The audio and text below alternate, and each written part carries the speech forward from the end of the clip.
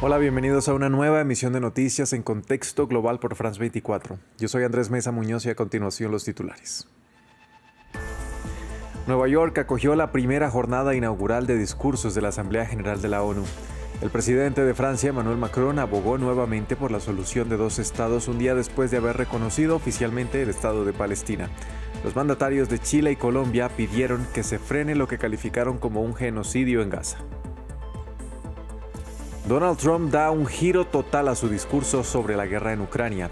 Luego de reunirse con Volodymyr Zelensky, el republicano dijo que Kiev era capaz de recuperar todo su territorio ocupado, según mencionó, ahora que Rusia enfrenta problemas económicos.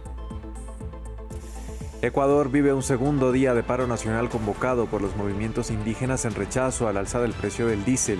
Los manifestantes cerraron varias carreteras en el norte del país. El presidente Daniel Noboa dijo que prefiere morir antes que dar marcha atrás.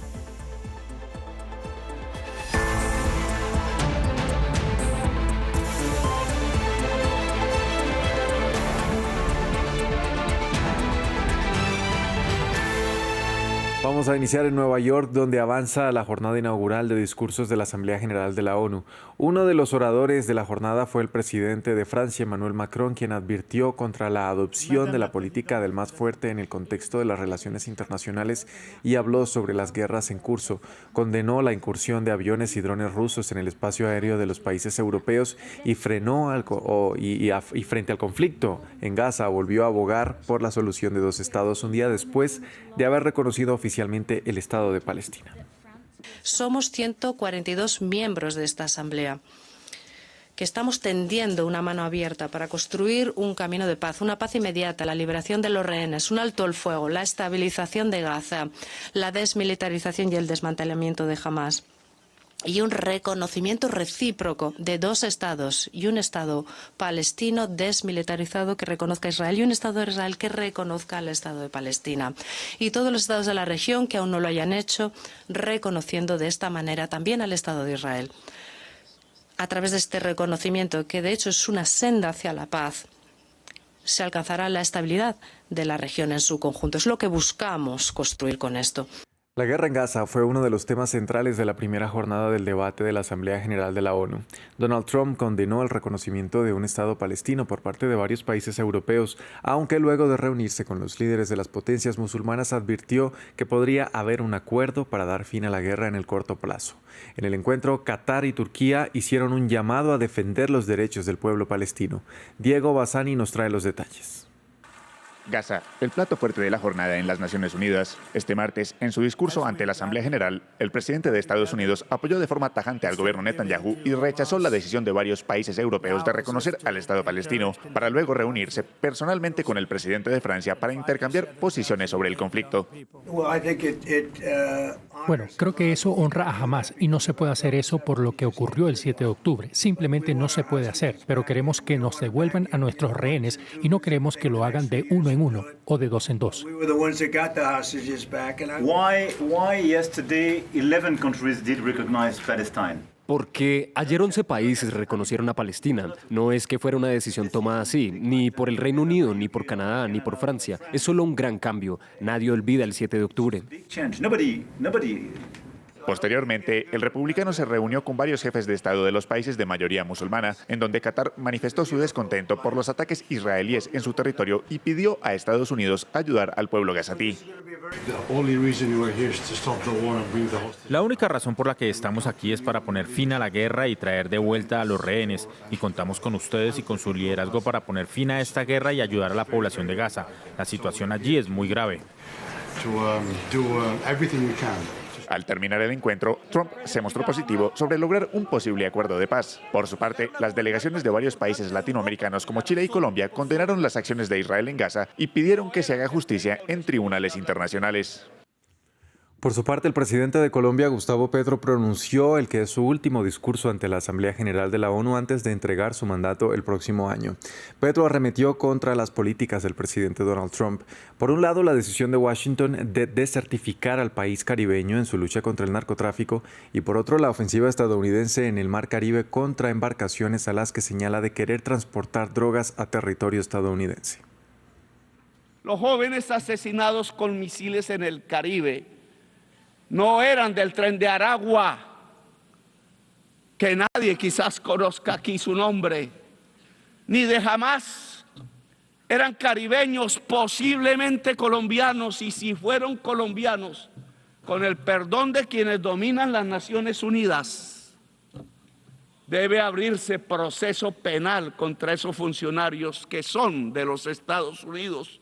Así se incluye el funcionario mayor que dio la orden, el presidente Trump, que permitió los disparos de los misiles contra los jóvenes que simplemente querían escapar de la pobreza. Y este miércoles espere aquí en France 24 una entrevista exclusiva con el presidente francés Emmanuel Macron. La cita es a partir de las 11 de la mañana, hora de Bogotá, Quito y Lima, con transmisión de nuestras 4 cadenas de France 24 y en conjunto con nuestra radio hermana RFI. Al margen de la Asamblea General, el presidente estadounidense mostró este martes un cambio de discurso respecto a la guerra en Ucrania. Tras reunirse con Volodymyr Zelensky y con Ursula von der Leyen, aseguró que el gobierno de Kiev podrá ganar la guerra, recuperar su territorio e incluso ir más allá. Posteriormente, Zelensky dijo que el republicano está dispuesto a dar garantías de seguridad a Kiev tras el fin del conflicto. Valentina Torres Sánchez nos amplía. Un evidente cambio de postura que dejó en la historia la tensa reunión de febrero entre Volodymyr Zelensky y Donald Trump en el despacho Oval. Ahora nos reuniremos con el presidente, a quien todos conocemos muy bien. Es un hombre valiente y está dando una batalla increíble. Atrás quedaron también las afirmaciones de Trump de que Ucrania tendría que ceder territorio para acabar con la guerra. Este martes ambos presidentes se reunieron al margen de la Asamblea General de Naciones Unidas y tras el encuentro el republicano dijo en Truth Social que con apoyo de la Unión Europea y la OTAN, Ucrania podría ganar la guerra. Rusia lleva 3 años y medio luchando sin rumbo, una guerra que una auténtica potencia militar debería haber ganado en menos de una semana. Esto no distingue a Rusia, de hecho, la hace parecer un tigre de papel. Ucrania podría recuperar su país en su forma original y, quién sabe, quizás incluso ir más allá. Putin y Rusia están en graves problemas económicos y este es el momento de que Ucrania actúe.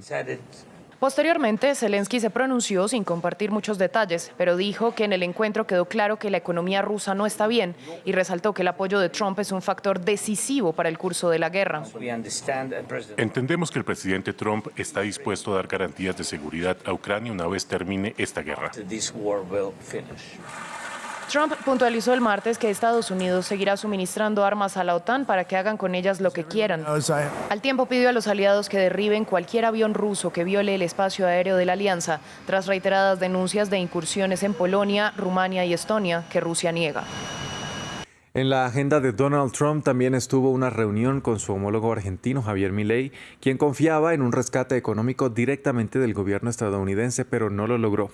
Aunque el encuentro fue muy amistoso, el presidente argentino tuvo que conformarse con el adelantamiento de una ayuda prevista por parte del Banco Mundial. Samuel Salgado Castro tiene todos los detalles. Al margen de la Asamblea General de la ONU en Nueva York, un apretón de manos entre amigos. El presidente argentino Javier Milei se reunió con su aliado ideológico y homólogo estadounidense Donald Trump. A pesar de la amistad, el gobierno estadounidense no ofreció un rescate de la economía argentina, como Javier Milei lo esperaba. Por el momento, Washington no desembolsará. Bueno, les ayudaremos. No creo que necesiten un plan de rescate. Ha hecho un trabajo fantástico. Si miras dónde estaban cuando se presentó por primera vez a las elecciones y dónde están ahora, nuestro secretario del Tesoro diría que el trabajo que ha hecho es bastante increíble. El que aceleró el paso fue el Banco Mundial. Acordó comenzar a cumplir en unos meses parte del paquete de $12.000 millones anunciado en abril a Argentina. El Grupo Banco Mundial anunció hoy que está intensificando su apoyo a Argentina, combinando financiamiento del sector público con inversión y movilización del sector privado para desplegar hasta $4.000 millones en los próximos meses en apoyo a la reforma del país y su agenda de crecimiento a largo plazo. En su encuentro con Trump, Milei recibió por lo menos un apoyo electoral previo a las elecciones legislativas de octubre. Trump incluso ya habló de una posible reelección del presidente argentino. Le depositó todo su respaldo para las presidenciales de 2027. Cambiamos de tema. Ecuador vivió una segunda jornada de paro convocado por los movimientos indígenas que rechazan el aumento del diésel por parte del gobierno. En el norte del país, varias carreteras fueron cortadas por los manifestantes y la Confederación de Nacionalidades Indígenas de Ecuador, la CONAIE, denunció la detención arbitraria de decenas de personas. El presidente Daniel Noboa dijo que prefería morir antes que dar marcha atrás, como lo hicieron sus antecesores Guillermo Lasso y Lenín Moreno. Para ahondar en este tema, saludamos a Pauqui Castro, él es coordinador del movimiento político Pachacutir en Cotopaxi, partido político de la Confederación de Nacionalidades Indígenas del Ecuador. Señor Castro, bienvenido a France 24. ¿Qué tal? ¿Cómo está? Una excelente noche. Primero, ¿cuáles son sus principales preocupaciones frente al alza del diésel y qué impacto tendrían también en la economía de sus comunidades? Bueno, más que solamente la preocupación por el tema de la eliminación al subsidio al diésel, es toda la arremetida económica, el manejo desastroso de este gobierno, incluido luego de estas elecciones anticipadas en el que se dio. Ahí supuestamente se declaró un conflicto armado interno, pero la delincuencia, las muertes siguen de manera permanente. Hubo un incremento del IVA del 12 al 15% por esta situación, pero no se ha resuelto absolutamente nada. Entonces, por lo tanto, en este desenlace final, la eliminación del subsidio fue, digamos, como la punta que posibilitó fomentar mayor reacción social y sobre todo llevar al movimiento indígena también a declarar en una movilización, en una paralización de manera permanente e indefinida en esas acciones. Me parece la forma como lo está haciendo deja en evidencia que el gobierno lo único que está buscando es aniquilar al movimiento indígena, darle bala a los integrantes, a las voces críticas que tiene digamos, referente aquí en el país y en el continente. Ahora, ¿cree que esta medida es distinta o parecida a las que ya se aplicaron en su momento durante los gobiernos de Lasso y Moreno? Bueno, el movimiento indígena tiene su característica. No podríamos decir que son similares o son iguales. Ustedes, bueno, el pueblo ecuatoriano y el América Latina y todo el mundo conoce cómo empezó el primer levantamiento que fue dado en 1990. Se han ido haciendo cambios repentinos por igual la realidad que atraviesa el país. Por lo tanto, no podríamos decir que hay similitudes, sino también hay acción de indignación, inconformidad, desacuerdo con el mal manejo que está haciendo este gobierno, complaciendo los acuerdos que tiene con el Fondo Monetario Internacional, mas no precautelando la salud, la educación y el bienestar del pueblo ecuatoriano. Entonces, no podríamos decir que haya similitudes, sin embargo, hay acciones que se irán dando de manera paulatina y progresiva durante toda esta jornada. Ahora, el presidente Daniel Noboa aseguró que el llamado Tren de Aragua estaría financiando estas movilizaciones. ¿Qué le responde desde los movimientos indígenas? Es una estupidez decir esas calificaciones. Está generando falsos positivos porque intenta, digamos, tener esta estigmatización y esta afirmación de que los indígenas somos terroristas. No sabemos arriba en los páramos de donde se produce la papa, la cebolla, todos los alimentos los de consumos de primera necesidad, no se conoce ni en qué consiste el terrorismo ni el narcotráfico. Lo único que intenta es crear falsos positivos para vincular y sobre todo también generar miedo y terror en la gente. Además se nos ha dicho que el sector de la CONAIE, el movimiento indígena, somos terroristas y por lo tanto se nos van a dar 30 años de cárcel. ¿Será que alcanza todas las cárceles para los indígenas, los campesinos, los indignados del campo y la ciudad con este mal manejo que está haciendo este gobierno? Nos preguntamos. Y ahí se tiene que tomar mucho en cuenta los bloqueos a las cuentas bancarias de algunos dirigentes que se ha hecho de la CONAIE incluido. Entonces, ahí se ve claro el interés que tiene es aniquilar y callar esta voz potente y difícilmente lo logrará. A Pauqui Castro, coordinador del movimiento político Pachacutic, gracias por compartir sus opiniones aquí en France 24. Muchas gracias a ustedes y por permitirnos también informar la indignación que vivimos acá en Ecuador para todo el continente. Bien, y finalizamos en Asia con el paso del super tifón Ragasa, que dejó al menos 14 personas muertas en Taiwán. De acuerdo con los bomberos, hay 124 desaparecidos luego de que un lago en las montañas se desbordara sobre el municipio de Guangzhou. Unos 340 soldados de la isla fueron enviados para ayudar en las labores de rescate y ahora el fenómeno azota la costa sur de China y el centro financiero de Hong Kong. Hasta aquí es informativo. Gracias por acompañarnos.